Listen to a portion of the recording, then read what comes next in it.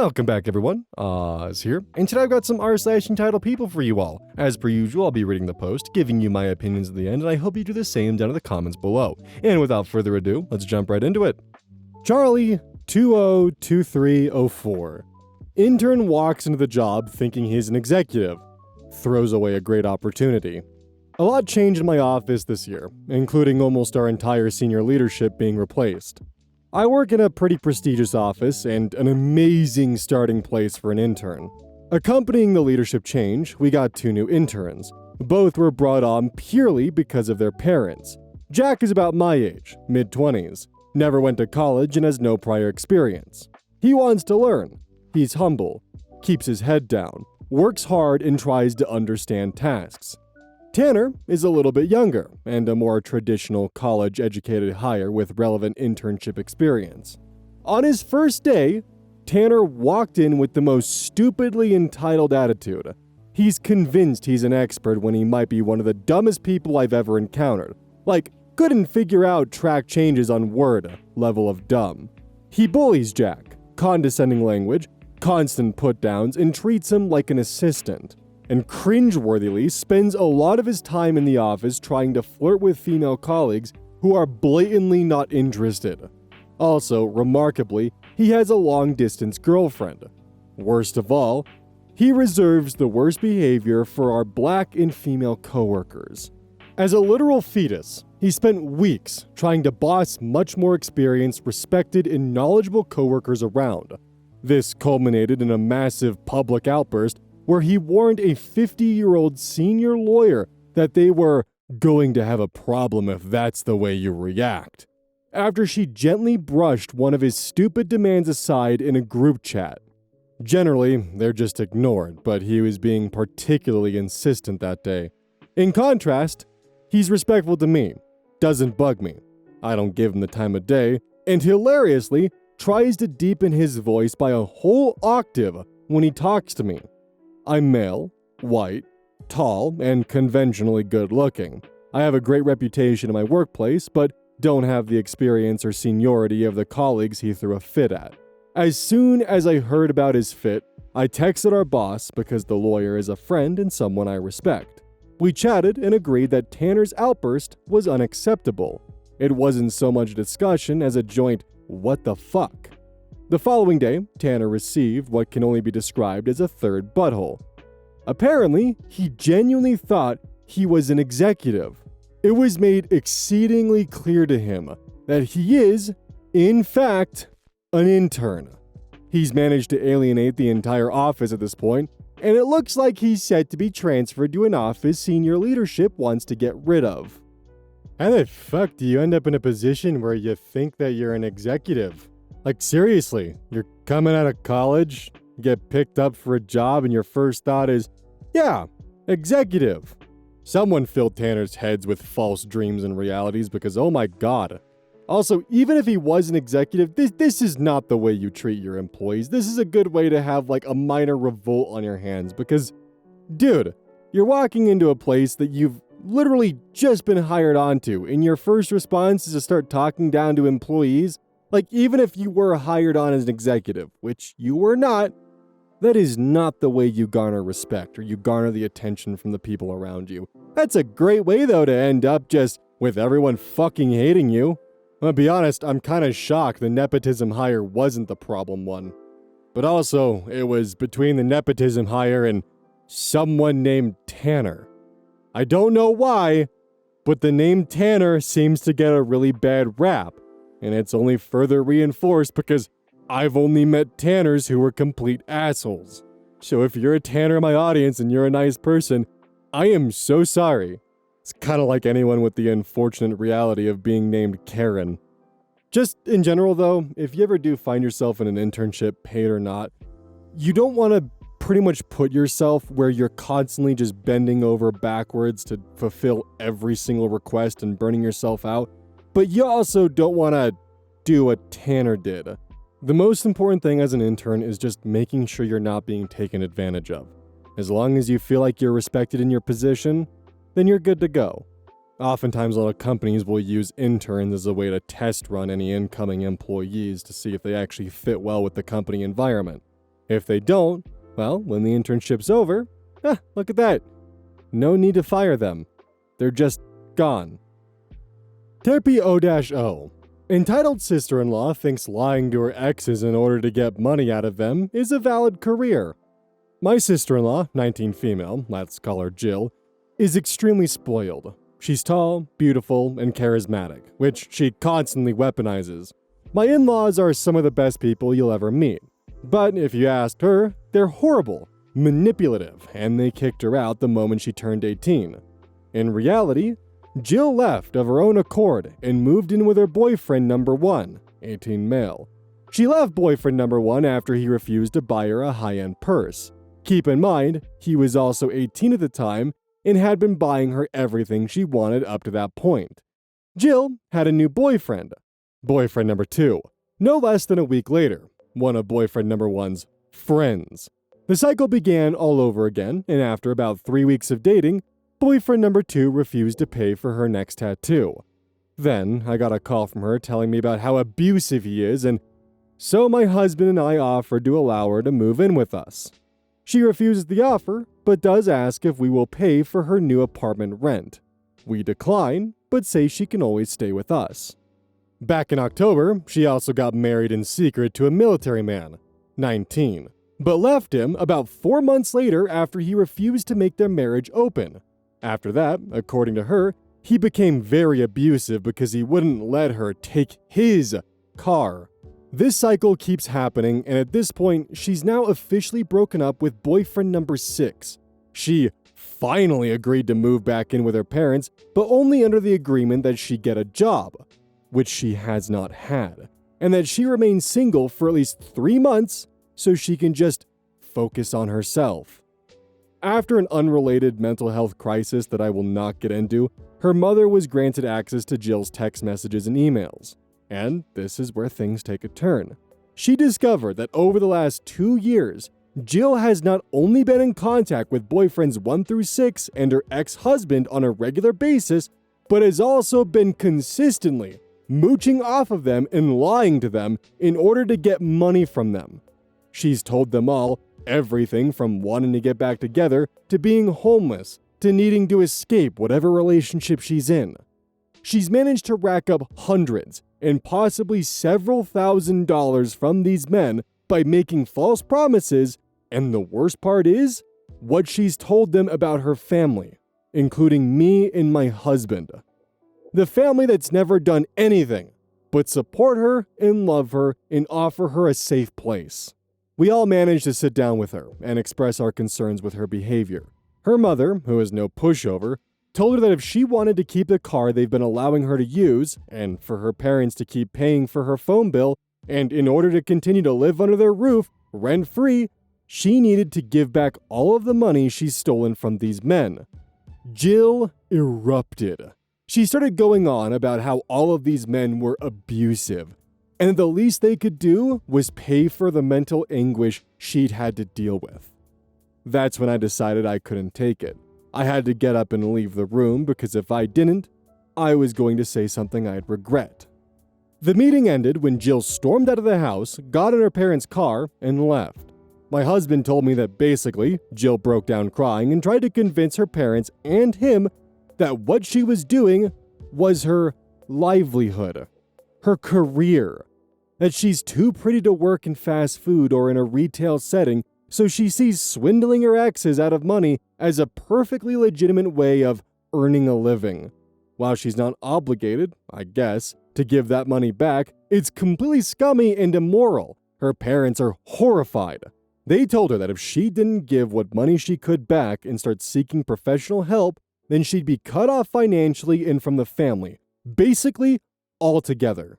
It's been a few days now, and Jill has been all over social media talking about how abusive her family is now, how they stole her savings, aka made her give back the money she took. I've wanted to respond to these posts to set her straight, but refrain from doing so at my husband's request.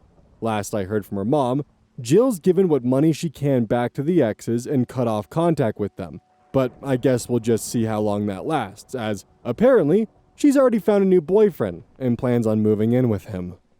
So the worst part about that is her posting that publicly about it is her goal is to continue the process of swindling people. Her parents know about 1 through 6 and the ex-fiancé, or husband, but they don't know about any new targets she's marked, and her being able to point to her publicly stating how abusive her family is, and there's absolutely no recourse, no pushback, nothing, only adds to the credence of it. The problem is, Jill is going to continue to do Jill things. She's going to manipulate people, she's going to take anything she can, because she's too pretty to be told no, to have to go get a real job or anything along those lines.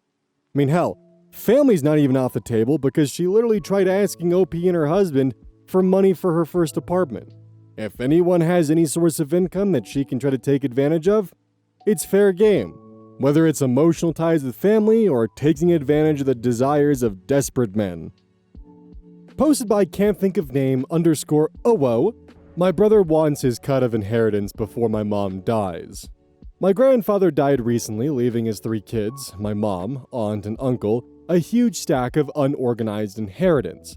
To give you an idea of how annoyingly tedious and stressful the whole thing was to deal with, a few of my aunts and uncles are already writing up their own wills, so their children, my cousins, don't have to fight over anything like how the 3 are now.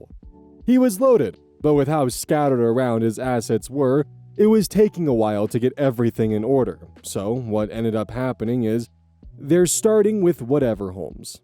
My mother didn't get much at first, but 2 of my older brothers convinced her siblings to give her at least $700,000 in cash in 2 of his old rundown houses, the one we're currently living in, and another one nearby, since there was more to be processed anyway, and my mom was losing money faster than she could make.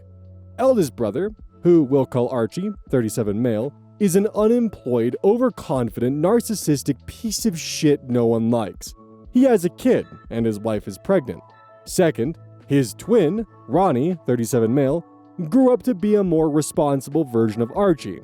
He recently got married and works a really well-paying job as a professor like our grandfather. I have another brother, 19 male, but he isn't important as he's off at college abroad. Archie was my grandfather's favorite grandson because he was the smartest growing up, but Archie himself only ever spent time with him as a way to get cash for whatever the hell he does all day. When he realized he didn't leave a will, he scrambled to get his hands on anything he could, thus playing lawyer with my mom's siblings and getting her 2 properties and money. This is where it gets blurry on my end since I was never allowed to be a part of family meetings, but from what I know from context clues is, Archie somehow convinced my mom to give him one of the houses, the one we weren't living in, since I was like Grandpa's son. I deserve something. Mom's siblings were calling bullshit and my aunt, lawyer, didn't want him to get anything or involve him in the meetings at all, but he kept weaseling his way in. My mother, just tired from everything at that point, agreed to give him the property as long as he paid for the restoration himself. He agreed, and everyone was happy. Archie got the house, but hired the same contractor my mom hired to work on her house. I have no idea why the contractor agreed to work both jobs at the same time, despite the obvious lack of manpower, because what ended up happening was Archie would go to his house at 12 p.m. and watch the guys work, making sure they do their jobs, and leave at around 4 p.m. And only then would they come work on my mom's house. With how things were going, the deadline kept drawing closer and closer, and the house was still a leaky, poorly ventilated mess.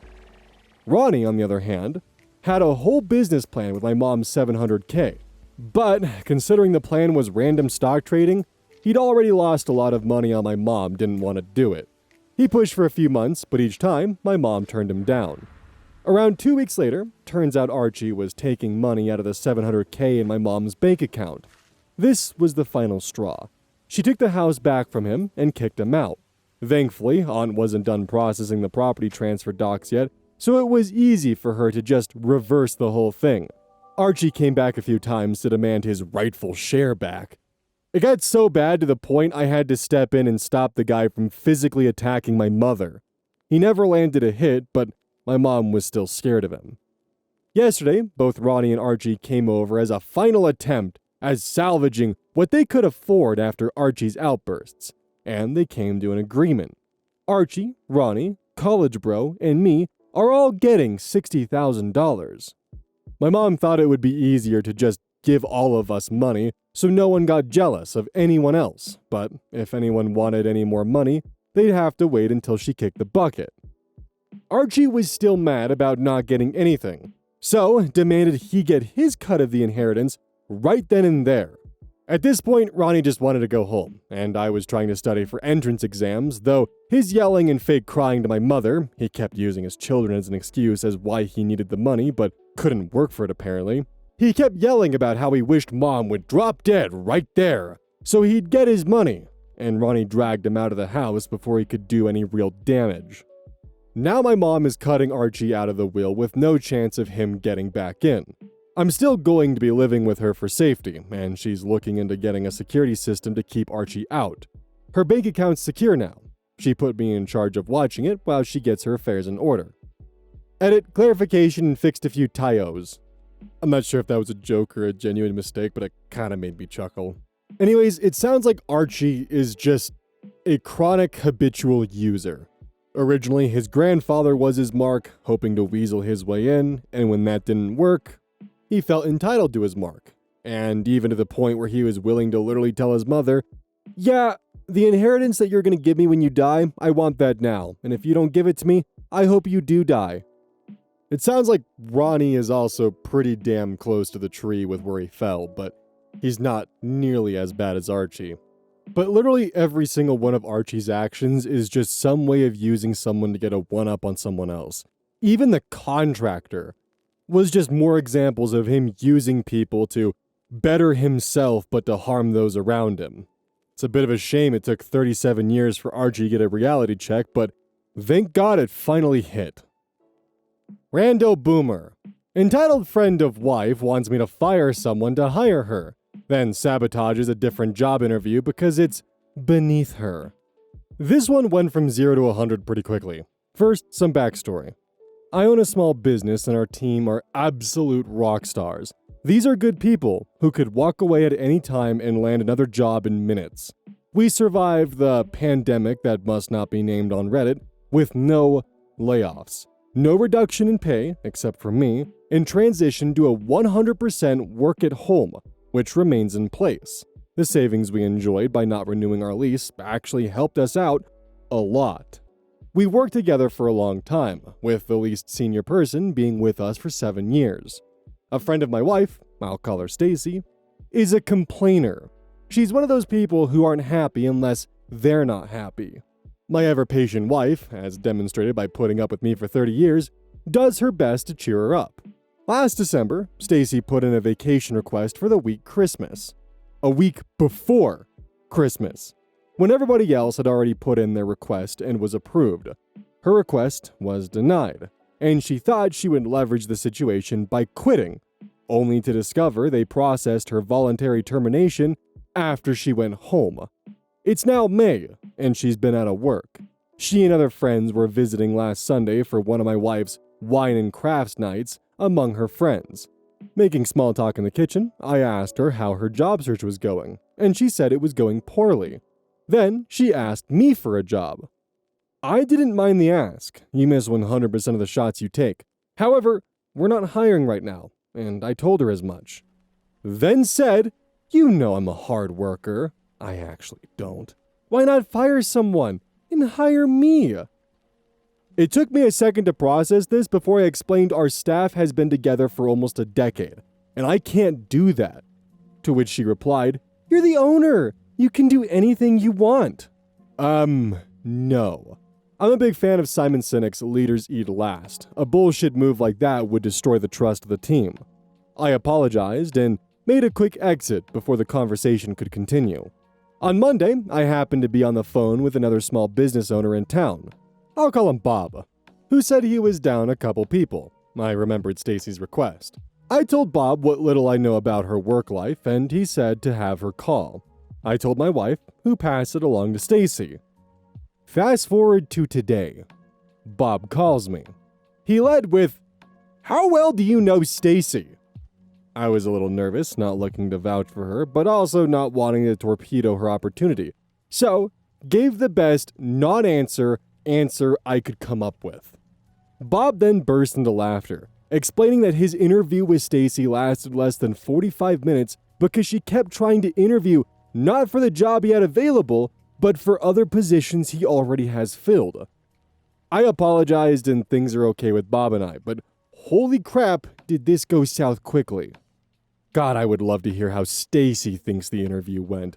I'm sure her version of events are just delightful.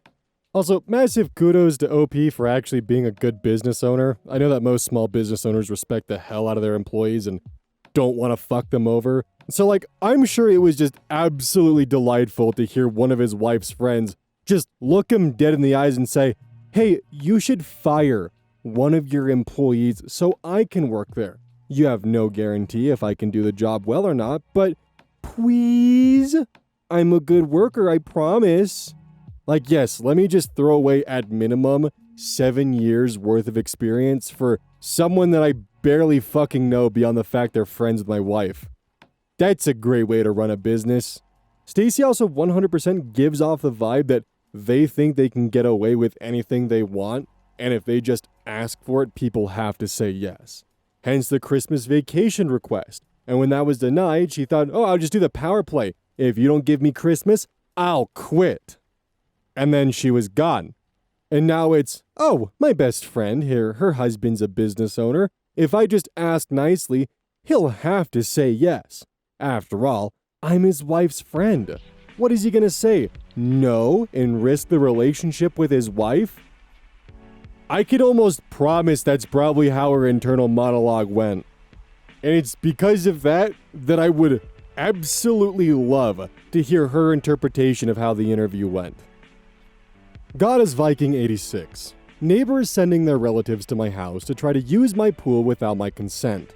The front of my driveway has a sign that reads, "Private property, no trespassing," as you pull up to the driveway. I have a fence up around my pool to keep out unwanted animals and intruders with. Only way in is a key to unlock the gate. I have security cameras on certain places of the house pointing to the pool. Last summer, while I was away, my phone alerted me my security camera had caught something, and so I checked to see the live footage. It was 3 teens that were in early teens, and 1 adult trying to climb the fence to my pool. I have a tarp over my pool at all times, which can only be removed from a switch in my house. You'd think they'd see the tarp and leave. I immediately called the police, and they told me they'd take care of it. The 4 didn't even attempt to leave.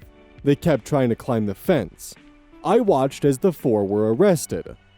The day I got home, my neighbor, who must have been watching for my car, storms over and screams at me, "My sister and her kids are going to have a criminal record now because of you." I said, "So that's who my cameras detected.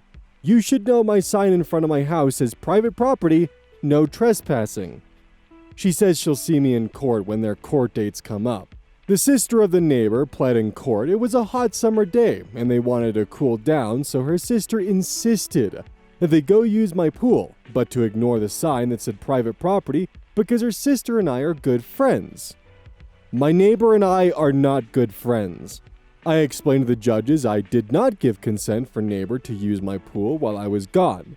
The judges saw the evidence needed, especially of the sign in my driveway saying no trespassing, and found the neighbor and her sister guilty of second-degree trespassing, which in my state carries the punishment of $200 fine and 20 days in jail. The judge found the 2 nephews and niece guilty as well. My lawyers requested a restraining order, which was granted as well. The teen's lawyer tried to explain the teens didn't know about the sign in my driveway, but the judge dismissed that because they willingly listened to their mother and aunt. It was okay to trespass. The moral of this story literally just boils down to, unless you have explicit permission from the homeowner themselves, don't go onto someone's property. Also, when they did get into the property, what were they going to do with the tarp being over the pool? Oftentimes tarps like that, which require a switch to be flipped from the inside, are motorized and can't just simply be pushed open. So were they going to cut their way into the pool? Because that's a great way to drown. Those tarps can be incredibly dangerous. And the thing is, what's even worse is there's a decent chance that they did trespass on OP's property.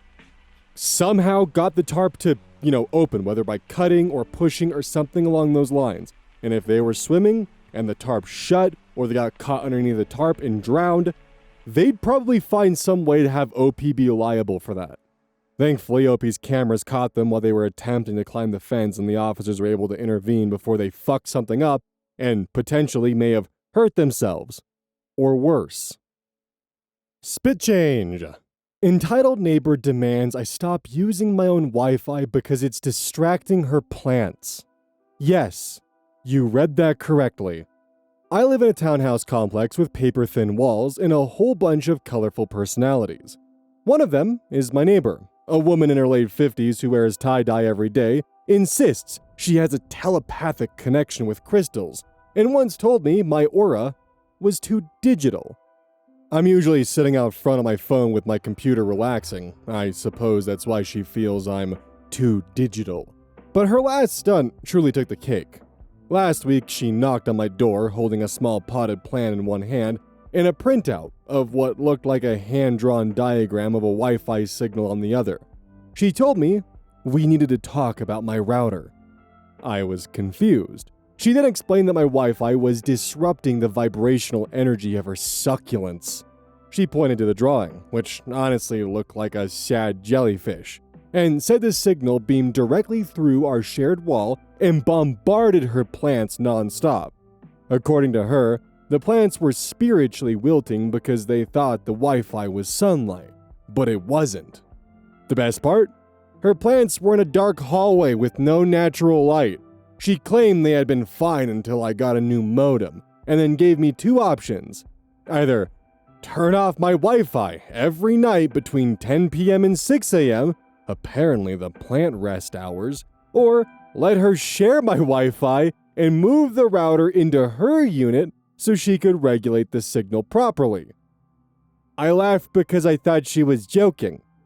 She wasn't. She stormed off as I was laughing at her. I'm still currently waiting to see what comes out of this. So, while I'm personally not a very spiritual person and do not believe in crystals or any of that kind of stuff, I respect those who do, as long as they aren't trying to influence or push that onto other people, or rude about it, or trying to use their beliefs to control others. That's where I draw the line. If that's how you choose to live your life and you're not hurting anyone, I'm not gonna fucking stop you. Cause that'd be hella hypocritical of me. But OP is dealing with a neighbor who's utilizing their beliefs to try and either control OP or steal their Wi-Fi. I can't tell. I can't tell if this is just a fundamental misunderstanding about plants and Wi-Fi work, or if they're just trying to create some kind of genius ploy to steal their Wi-Fi and get their router in their house. But what doesn't make sense, besides most of this to me, why turn the router off between 10 and 6? And why would moving it into her house be any better? Because on top of that, she doesn't have the proper connections from the internet service provider. How are they gonna migrate the router? That doesn't make any sense. Like, I'm also sure this post is really frustrating for people who do have these spiritual beliefs, because it's like, God damn it, you're the reason why people think I'm crazy. Because you're telling your neighbors to turn their Wi-Fi off because their plants are getting confused for it being sunlight at nighttime when they're in a secluded hallway, and that's why they're dying. Honestly, if I was in OP's boat, I would just say, yeah, no problem, I don't need my Wi-Fi anyways, and just change the name of the network. I feel like that would be the easiest way to handle this, and just anytime they ask, but like, oh no, everything's wired now, I don't have Wi-Fi anymore. And, like, they have no way to prove it. Hey, welcome to the outro. Don't forget this whole thing is basically brought to you by GamerSupps. If you like caffeine, then I can't recommend GamerSupps enough. Use code Oz at checkout to support the channel. And I do actually use this product. It's replaced all other sources of caffeine for me because I feel good. It doesn't have any of that extra stuff that a pre-workout blend might have. It's with a couple of the extra things to make it so you don't crash as hard. It's good. I like it. Personally, if you really want a good flavor, try the Soda Pressing Pear or even the Dragon Fruit Punch. Those two are my personal favorites right now.